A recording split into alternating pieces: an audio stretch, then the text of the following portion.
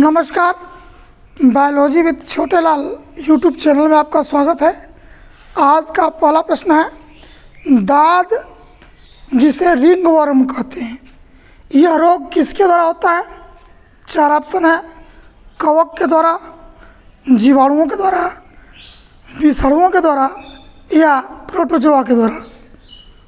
तो इन चार ऑप्शन में से सबसे सटीक आंसर आपको देना है। इसका सबसे सटीक आंसर होगा कवक या फंगस, इनके द्वारा रिंग वर्म या दाद नामक रोग होता है। अगले प्रश्न की तरफ बढ़ते हैं। हमारा अगला प्रश्न है, रक्त वर्गों का नियंत्रण किसके द्वारा होता है? चार ऑप्शन है, जीन्स के द्वारा, हीमोग्लोबिन के द्वारा, एंजाइम्स के द्वारा या हार्मोन्स के द्वारा। तो इसका सबसे सटीक आंसर होगा रक्त वर्ग का कंट्रोल या नियंत्रण जीन्स के द्वारा होता है। विशेष प्रकार के जीन ये ब्लड ग्रुप का नियंत्रण और नियमन करते हैं। तो इसका ए वाला ऑप्शन सही होगा। अब हम लोग अगले प्रश्न की तरफ बढ़ते हैं।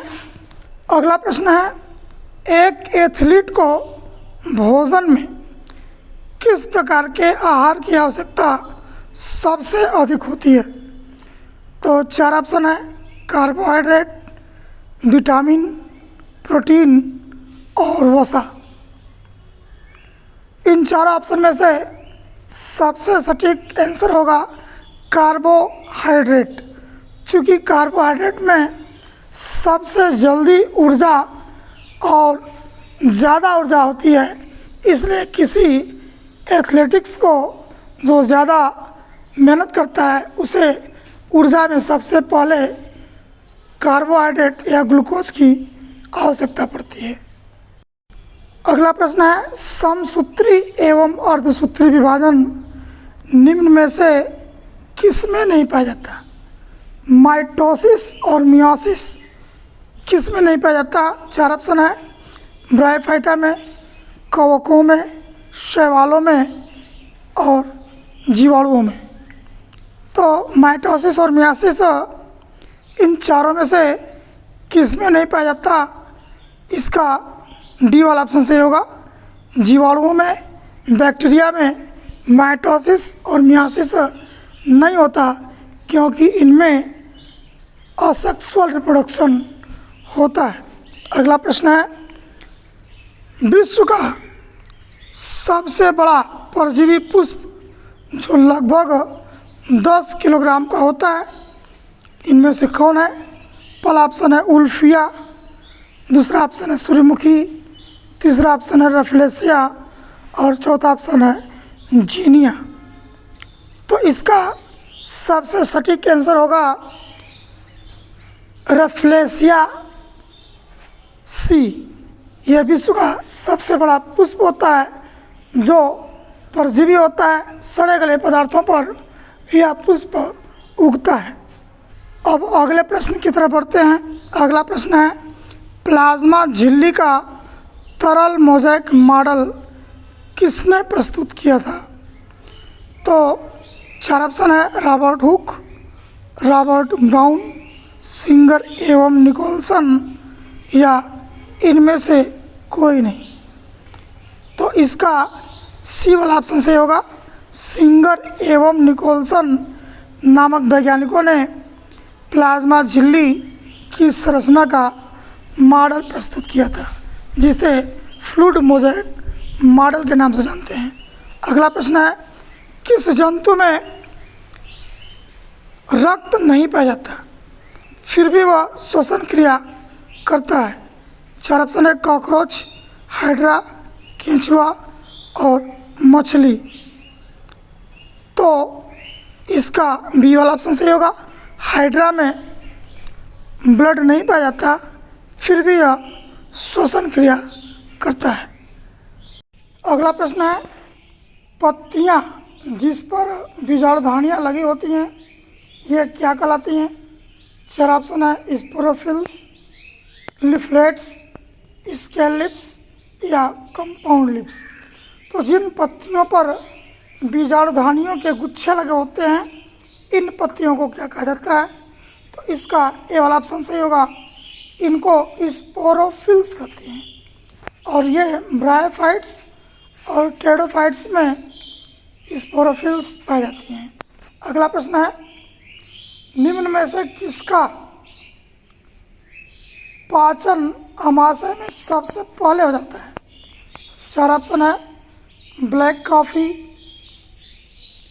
या डीडीटी जो जहर के रूप में यूज होता है, आइसक्रीम या अल्कोहल का सेवन। तो इसका डी वाला ऑप्शन सही होगा, अल्कोहल का सेवन। ये सबसे पहले अमाशय में अल्कोहल पचता है।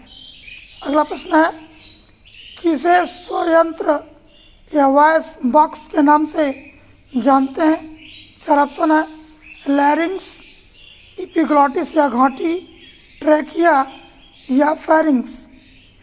तो स्वर यंत्र जो आपके शरीर में गले में है, इसको लैरिंग्स कहते हैं।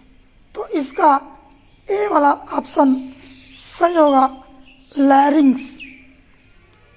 अगला प्रश्न है, वेस्टर्न ब्लड टेस्ट किस रोग के जांच हेतु किया जाता है?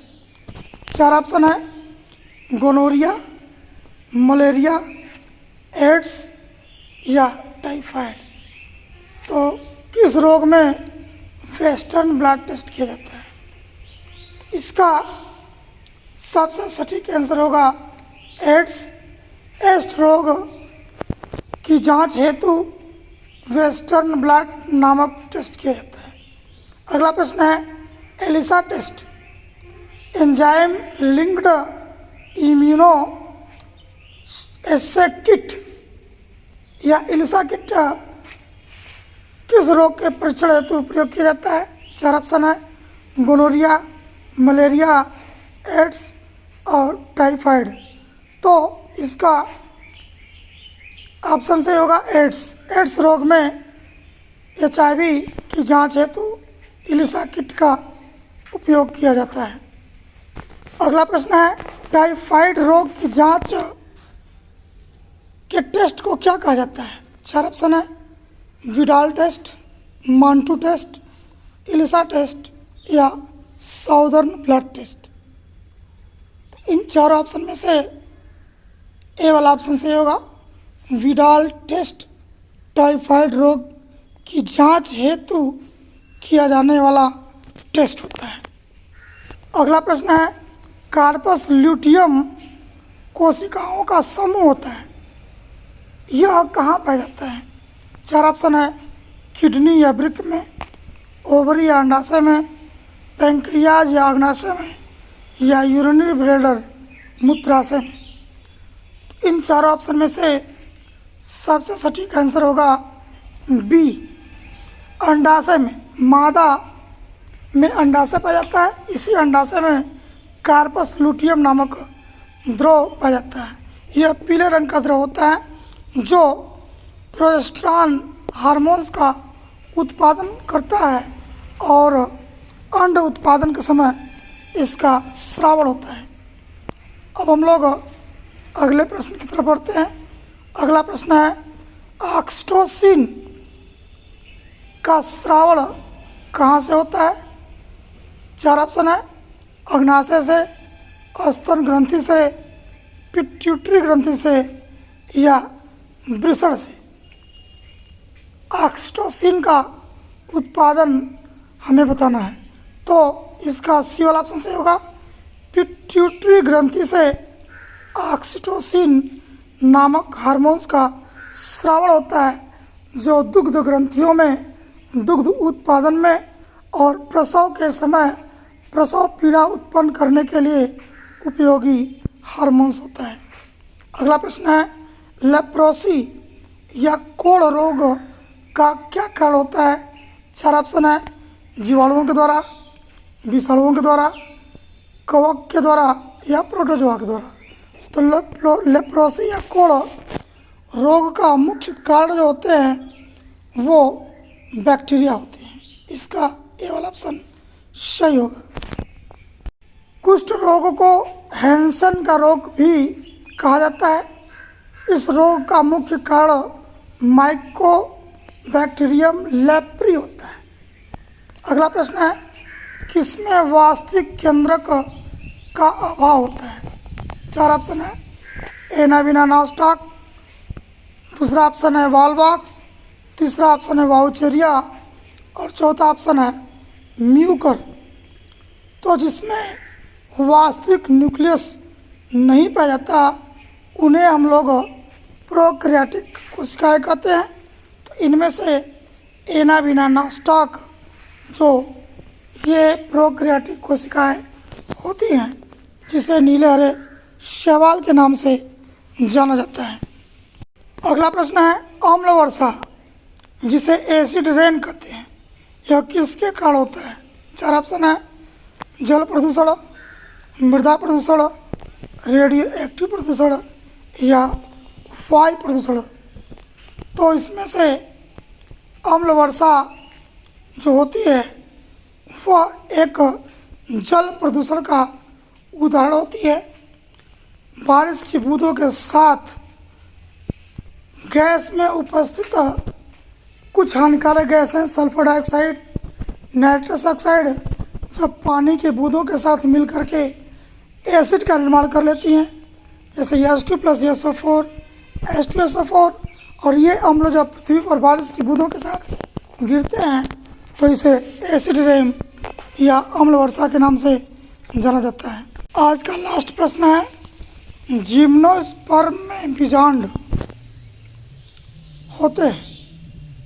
तो जिम्नोस्पर्म बीजांड फल के अंदर होते हैं या बाहर होते हैं या अनुपस्थित होते हैं अथवा पुष्प के अंदर होते हैं। 4 ऑप्शन आपको दिया गया है। एंजियोस्पर्म जिसे अनावृतबीजी पौधे कहते हैं, तो इसमें बी वाला ऑप्शन सही होगा। इनके जो बीजांड होते हैं वो बाहर होते हैं। यही एक मुख्य एग्जाम्पल है जिसमें बीजांड को हम अच्छी तरह से देख सकते हैं। साइकस का बीजांड सबसे बड़ा होता है।